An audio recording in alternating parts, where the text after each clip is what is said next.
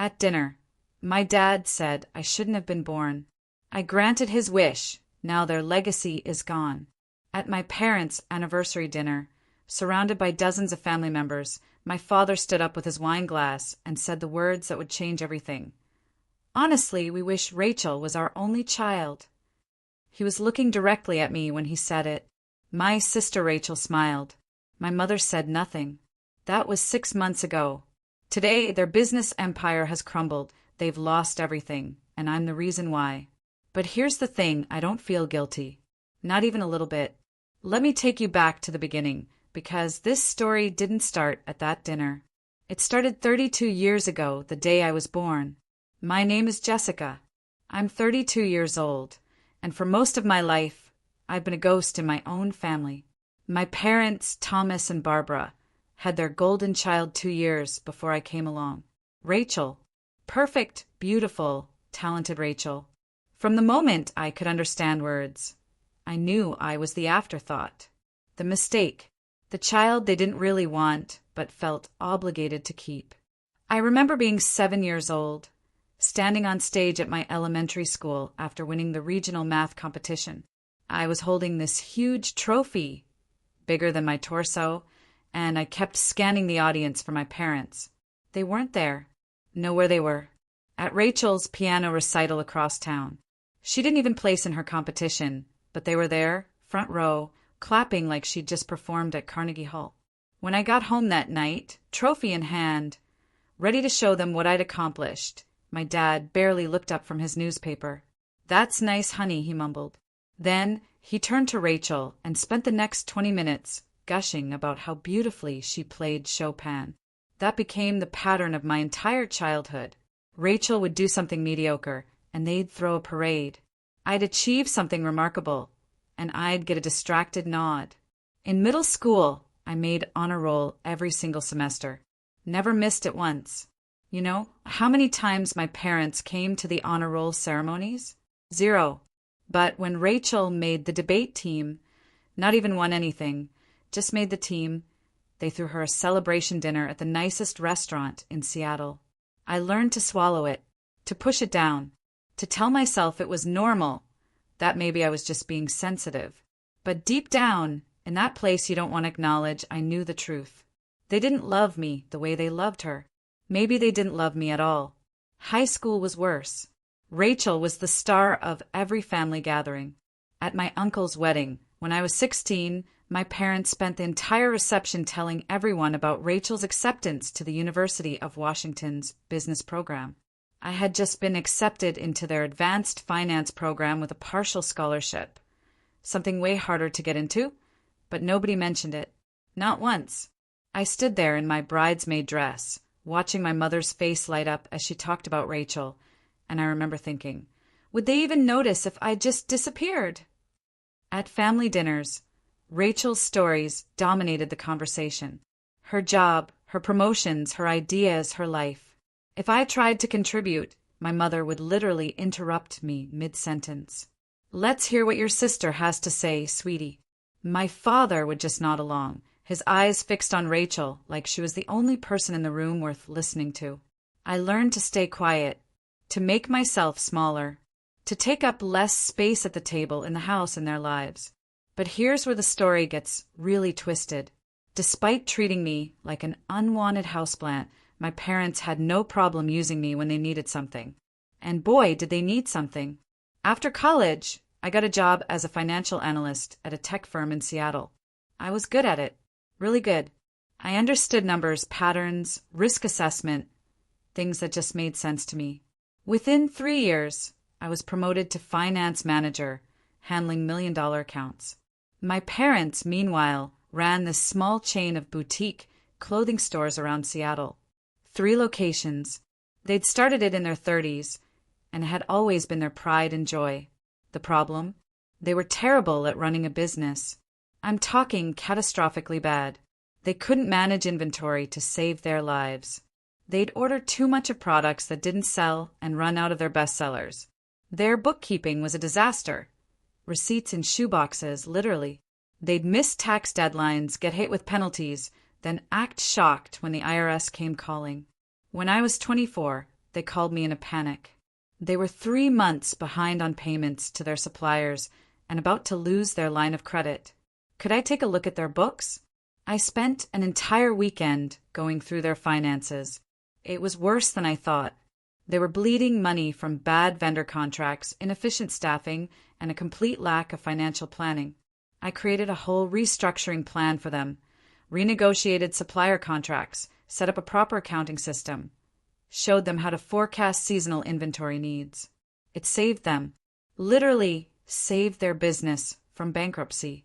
Did they thank me? Sure, they said thanks. But the next family dinner, they spent an hour talking about how Rachel's suggestion to put a new sign in one of the store windows had completely turned things around.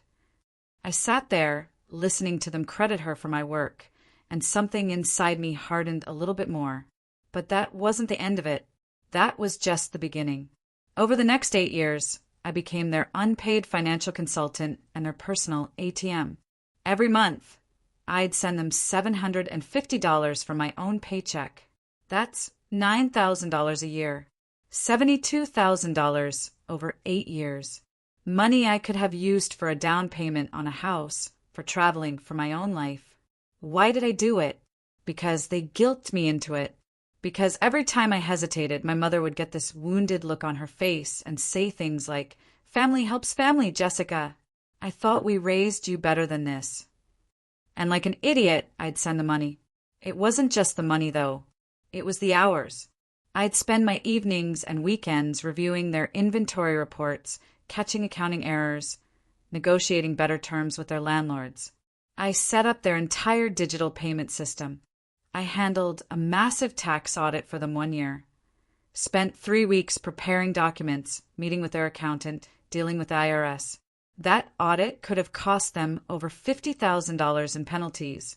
I got it reduced to $3,000. When I told them the audit was resolved, my mother said, "Oh, good," then immediately changed the subject to Rachel's new marketing campaign idea. An idea that never actually happened, by the way. Rachel, for her part, loved every second of this. She'd been promoted to regional manager at a retail chain, and to hear my parents tell it, she was basically the next Steve Jobs.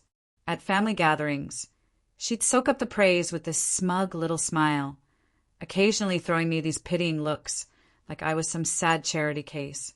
The thing that really destroyed me was when my parents would ask for my advice. I'd spend hours creating detailed plans for them, and they'd completely ignore everything I said. Then, months later, Rachel would suggest the exact same thing, sometimes word for word, and suddenly it was brilliant, genius, revolutionary. I once recommended they switch to a new accounting software that would save them hours of manual work. They ignored me. For months later, Rachel mentioned the same software, and my dad literally called an emergency family meeting to discuss implementing Rachel's brilliant idea. I sat in that meeting, listening to them praise her for my suggestion, and I didn't say a word. What was the point? The breaking point came on October 14th, my parents' 37th anniversary dinner. They rented out this private room at an upscale Italian restaurant in downtown Seattle. The whole family was there, aunts, uncles, cousins, even some family friends. About 40 people total. I wore this navy blue dress I'd bought specifically for the occasion, did my hair, put on makeup, really tried to look nice. Some pathetic part of me still wanted their approval, even after everything. The dinner started normally enough. Good food, wine flowing, everyone laughing and catching up. Rachel held court at one end of the table, telling everyone about her latest promotion. People kept congratulating her, asking her questions about her job. Nobody asked me about my work, but I was used to that. Then, midway through the main course, my cousin Jennifer asked me directly, "So, Jessica, how's work going for you?" Finally, an opening. "Actually, it's going really well," I said, trying to keep my voice light. "I've been working on this major project for my parents' stores. I found a way to cut their operating costs by almost 20% while increasing their profit margins. If they implement the system I designed, profit margins," Rachel interrupted, laughing. "God, Jessica, you're at a party, not a board meeting." So boring. A few people chuckled. My face burned. I just think it's important work, I said quietly. The stores have been struggling, and the stores are fine, my mother cut in, her tone sharp. Rachel's been working on a wonderful summer campaign that's going to bring in tons of new customers. Tell them about it, sweetheart. And just like that, the spotlight swung back to Rachel. I sat there, my half-finished sentence hanging in the air, and felt something crack inside my chest. I'd spent 8 years and $72,000 keeping those stores alive, and my mother had just dismissed it in 5 seconds to talk about Rachel's wonderful campaign. I barely heard the next 20 minutes of conversation. I was too busy trying not to cry, trying to keep my face neutral while rage and humiliation churned in my stomach. Then my father stood up. He tapped his wine glass with his fork. That classic call for attention. The whole room went quiet. I want to make a toast, he announced, beaming around the table. To 37 wonderful years with my beautiful wife, Barbara. To family, to love, and to our incredible daughters. He paused, looked at Rachel, then at me, and smiled. Honestly, though, if I'm being completely truthful, Barbara, and I often think about how much simpler life would have been if Rachel was our only child. She's always been the one we could count on, the one who really gets what family means. Jessica, you're here too, of course, but Rachel is the daughter we always dreamed of. The room went dead silent. I felt like I'd been punched in the stomach. My hands started shaking. My ears were ringing. He hadn't said it in anger. He'd said it casually, like he was commenting on the weather. Like it was just an obvious fact that didn't need to be hidden anymore. My mother smiled and raised her glass. She didn't correct him. Didn't say, "Oh, Thomas, don't say that." She just smiled and sipped her wine. Rachel's face, God, I'll never forget her face. She tried to look sympathetic, but I could see the satisfaction in her eyes. This was exactly what she'd always wanted to hear said out loud. Every eye in that room turned to me, waiting for me to cry, to yell, to make a scene. I didn't give them the satisfaction. I set down my napkin very carefully, picked up my purse, stood up. "Enjoy your evening," I said, my voice somehow steady, and I walked out. The walk from that table to the restaurant door felt like a mile. My heels clicked on the hardwood floor. Nobody said a word. Nobody tried to stop me. When I got outside, the cold Seattle rain hit my face, and that's when I started crying. Not sad crying, angry crying. 32 years of being invisible, of being used, of being the daughter they wished they never had. It all came pouring out on that rainy sidewalk. I sat in my car for 20 minutes, mascara running down my face, and made a decision. I was done. I drove home through the rain, my hands white-knuckling the steering wheel. By the time I got to my apartment, I wasn't crying anymore. I was calm, eerily calm. I made myself a cup of tea, sat down on my couch, and really thought about what I wanted to do. See, here's what my parents didn't understand. They needed me way more than I needed them. Their entire business, their legacy as they called it, was held together by duct tape and my money. Without my monthly $750, they couldn't make their supplier payments. Without my free financial consulting, they'd be drowning in debt and penalties. I had been their safety net for 8 years, and they'd just publicly told me I shouldn't have been born. I opened my laptop and logged into my bank account, set up automatic cancellation of the monthly transfer to their business account, effective immediately. Then I drafted an email. The email was short. "Mom, Dad, and Rachel, after tonight's dinner, I've decided to step back from my involvement with the family business. Effective immediately, I will no longer be providing financial support or consulting services. I wish you all the best. Jessica." I read it over 3 times. My finger hovered over the send button. Then I thought about my father's toast, about Rachel's smug smile, about my mother's silence. I hit send. Then I put my phone on silent and went to bed. For the first time in months, I slept through the entire night. I woke up to 47 missed calls and 63 text messages. My father had called 9 times, leaving increasingly frantic voicemails. The first one was confused. "Jessica, what's this email about? Call me back."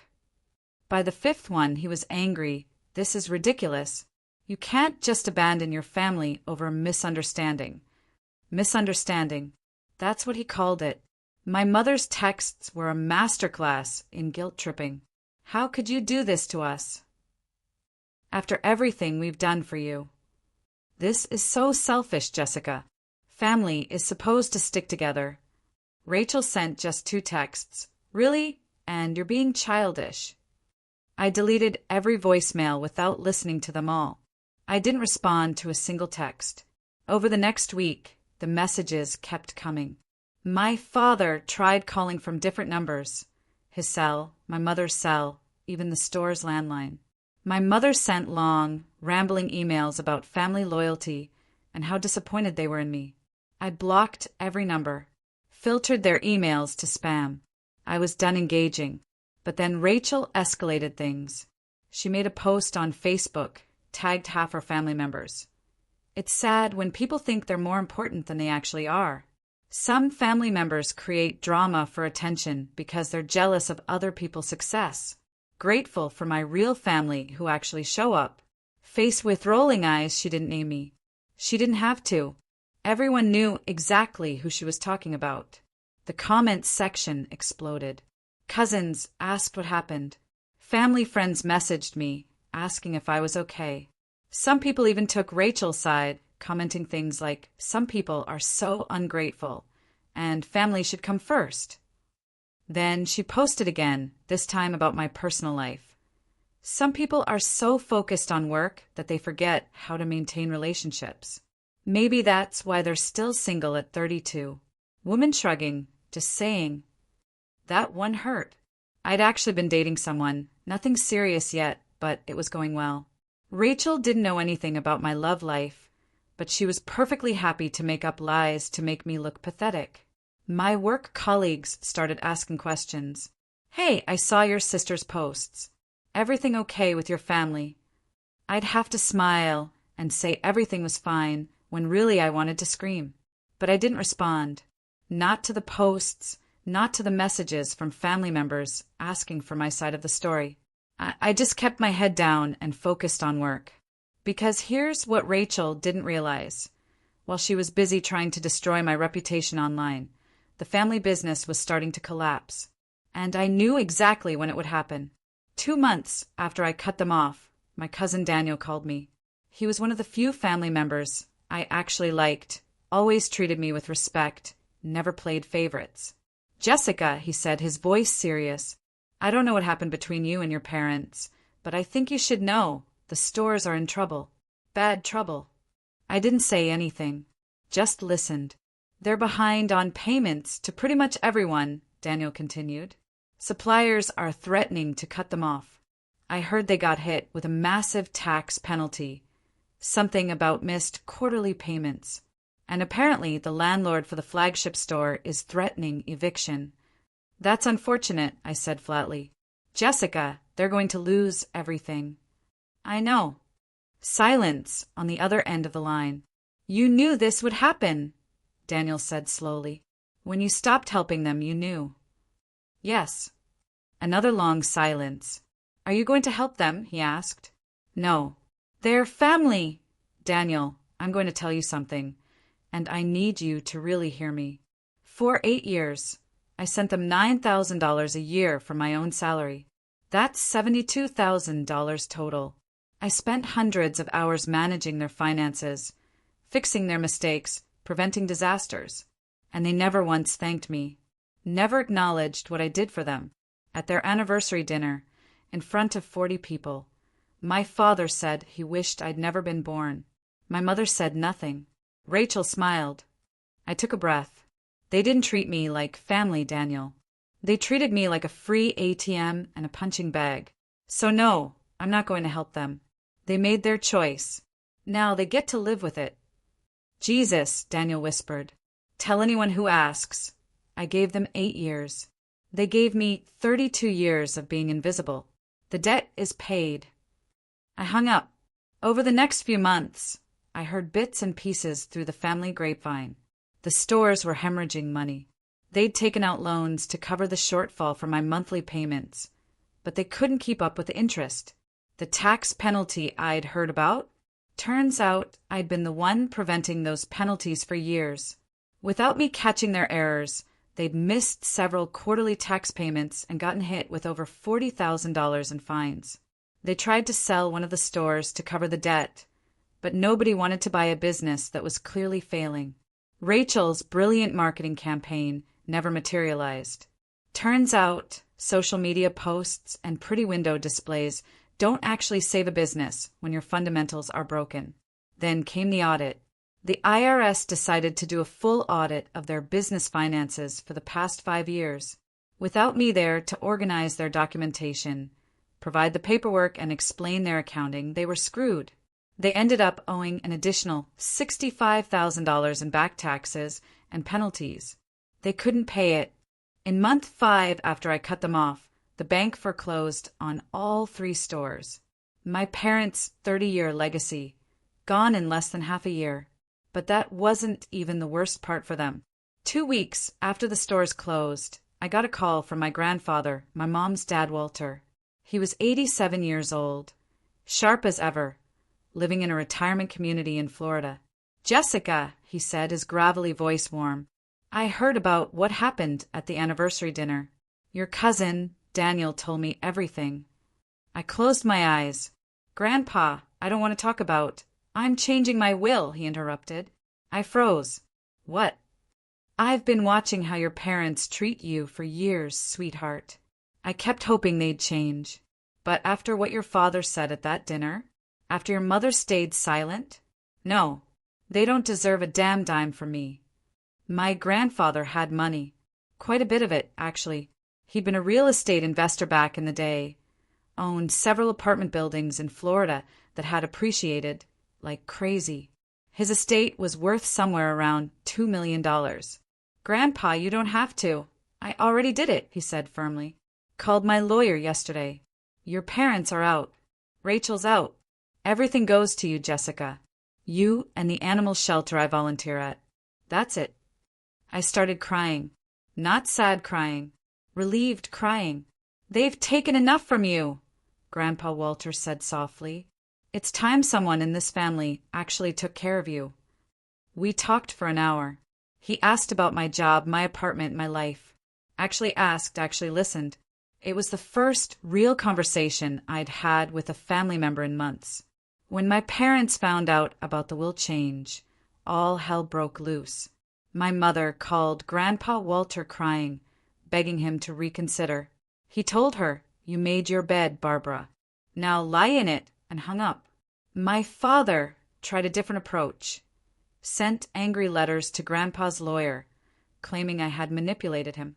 The lawyer sent back a very formal letter explaining that Grandpa Walter was of completely sound mind and his decision was final. Rachel tried to visit him in Florida, showed up at his retirement community with flowers and apologies. He refused to see her, had security escort her out. The final nail in the coffin came when my grandfather sent a group email to the entire extended family, explaining exactly why he'd changed his will. He detailed the anniversary dinner, the years of me being ignored, the money I'd given, the work I'd done. He attached screenshots of bank transfers, showing my monthly payments to the stores. The family chat exploded. Suddenly, everyone was taking sides. Cousins who'd believed Rachel's Facebook posts were now calling her out. Aunts and uncles were demanding my parents apologize. The whole facade crumbled. Rachel's reputation was destroyed. She'd built this image of being the perfect daughter, the family golden child, and now everyone knew the truth. She was the one who'd contributed nothing while I'd been keeping the family business alive for years. That was 6 months ago. Today, I'm sitting in my new apartment, a beautiful 2-bedroom place with a view of Puget Sound that I never could have afforded when I was sending my parents $750 a month. I got a promotion at work. I started dating someone new, a software engineer named Marcus, who actually treats me like I matter. My parents are living in a small apartment in the suburbs, both working part-time jobs to make ends meet. They lost their house, along with the business.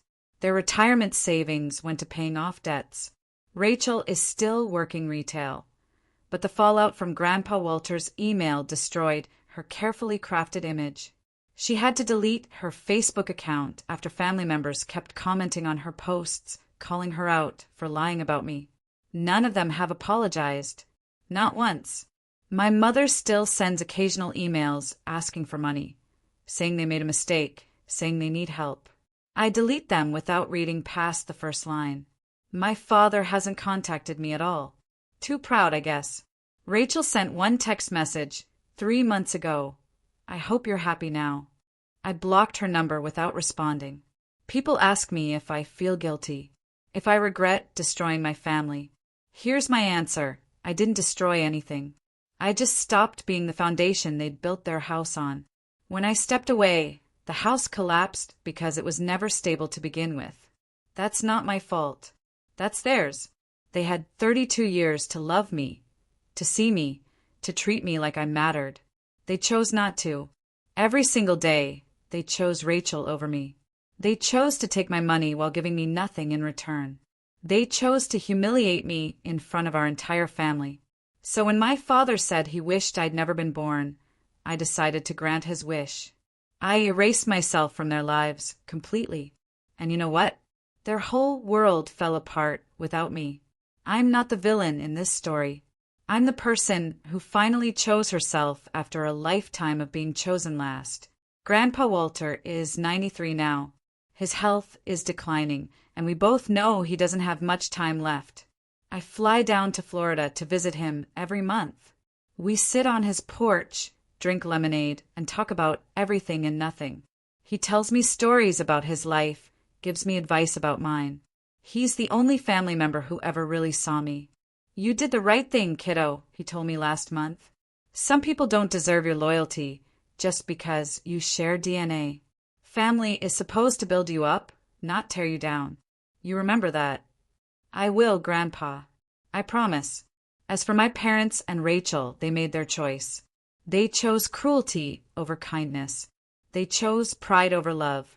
They chose a golden child over treating both their daughters with respect. And now they're living with the consequences of those choices. My father wanted a world where I'd never been born. I gave him the next best thing, a world where I simply don't exist for them anymore. Their legacy is gone. Their business is gone. Their inheritance is gone. And their daughter, the one they actually needed, is gone too. At my parents' anniversary dinner, my dad said I shouldn't have been born. I granted his wish, and I've never been happier. Thanks for listening, Reddit Family Stories. Stay strong out there. You deserve better than people who only value you when you're useful to them. And remember, you're allowed to close the door on people who hurt you, even if they're family, especially if they're family.